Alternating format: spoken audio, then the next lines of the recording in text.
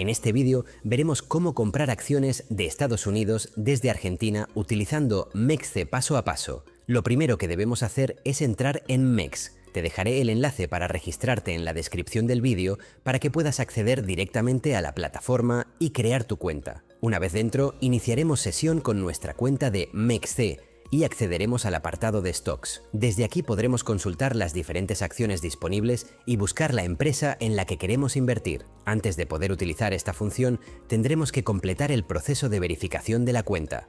Nos solicitará nuestros datos personales y algunos documentos para comprobar nuestra identidad. Simplemente tendremos que seguir las instrucciones que aparecen en pantalla.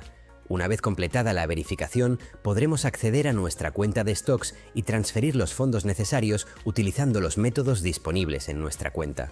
A continuación, utilizaremos el buscador para encontrar la acción estadounidense que queremos comprar. Una vez localizada, podremos entrar en su ficha y consultar información como el precio actual, la evolución y otros datos antes de realizar la operación. Si decidimos invertir, seleccionaremos la opción de comprar y tendremos que introducir el importe que queremos utilizar. Antes de confirmar, podremos revisar todos los detalles de la operación. Una vez comprobado que todo es correcto, confirmaremos la compra. Cuando la operación se haya ejecutado, podremos consultar las acciones desde nuestra cartera y seguir su evolución directamente desde MEXC. También podremos revisar posteriormente el valor de nuestra inversión y consultar las diferentes posiciones que tengamos dentro de nuestra cuenta. Es importante recordar que invertir en acciones implica riesgos.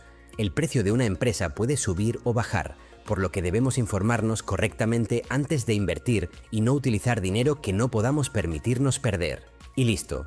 Como has podido ver, comprar acciones de Estados Unidos desde Argentina con MEXC es un proceso bastante sencillo, siguiendo correctamente todos los pasos. Si este vídeo te ha ayudado, no olvides suscribirte al canal y dejar tu like para más tutoriales explicados paso a paso.